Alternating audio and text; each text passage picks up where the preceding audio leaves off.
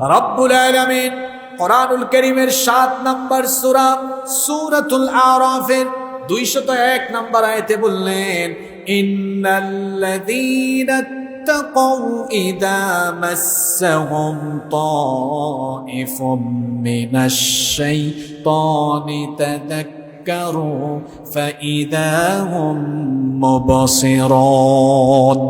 আল্লাহ তাআলা বলছেন, নিশ্চয়ই যারা আল্লাহকে ভয় করে, শয়তানের কোনো ধোঁকা, শয়তানের কোনো প্ররোচনা যখন তাদেরকে প্ররোচিত করে, সঙ্গে সঙ্গে তারা একজনকে ভয় করে, একজনের কথা স্মরণ করে, তিনি কে? আল্লাহর ভয় হলো এমন একটা জিনিস, এটা যদি কারো ভেতরে থাকে, এটা যদি কারো ভেতরে পয়দা হয়ে যায়, আল্লাহর ভয় যদি কারো অন্তরে সৃষ্টি হয়ে যায়, দুনিয়ার যে কোনো খারাপ কাজ, অন্যায় বা অপকর্ম থেকে সে তাকে বাঁচিয়ে রাখতে পারবে। কারণ একজন মুমিন যে আল্লাহকে ভয় করে, সে এটা ভালো করেই জানে, এই দুনিয়াতে আল্লাহ আমাদেরকে সৃষ্টি করে এমনি এমনি ছেড়ে দেন নাই, বরং আমাদের জন্য পর্যবেক্ষক নিয়োগ করা হয়েছে। আমি আপনি যত কাজ করি সব কিছু জানেন কে? সব কিছুকে রেকর্ড করে রাখার ব্যবস্থা করা হয়েছে। এই যে আমার সামনে অনেকগুলো ক্যামেরা আছে, সবাই বলেন তো এই ক্যামেরা বানিয়েছে কে?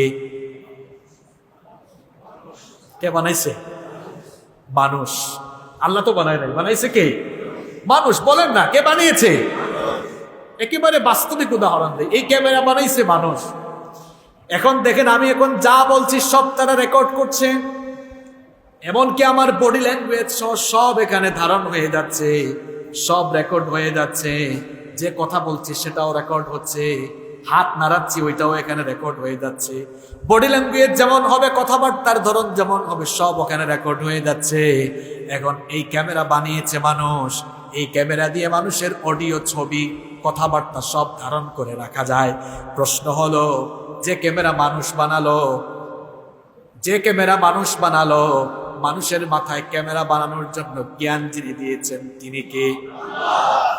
আল্লাহর দেওয়া জ্ঞান দিয়ে মানুষ যদি ক্যামেরা বানিয়ে এভাবে কথাবার্তা সচিত্র, সব কিছু কথাবার্তা সহ সচিত্র সব ধারণ করতে পারে, রেকর্ড করে রাখতে পারে, যে আল্লাহ জ্ঞান দিয়েছেন, ওই জ্ঞান দিয়ে মানুষ এমন জিনিস আবিষ্কার করতে পারলে, ওই আল্লাহ বুঝি আমার আপনার সারা জীবনের আকাম কুকাম ভালো কাম সব আল্লাহ অডিও ভিডিও করে রাখতে পারেন না?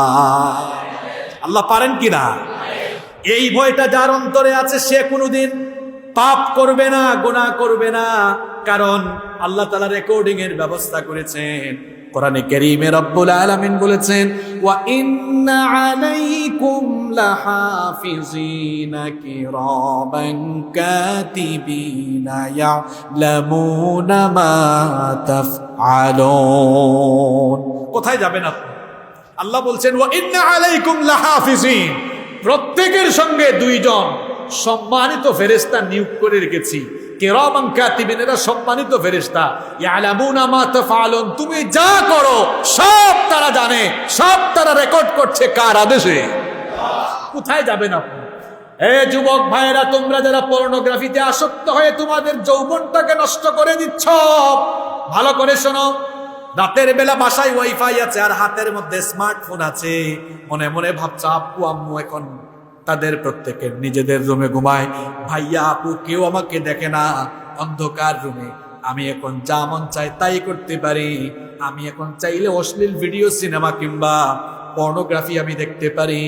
ভাইরে, অন্ধকার ওই রুমে ঘরের কোনো পরিবারের সদস্য যদি নাও দেখে, ওই অন্ধকার রুমেও আপনার এই কুকর্মকে রেকর্ড করে রাখার ব্যবস্থা যিনি করেছেন তিনি কি?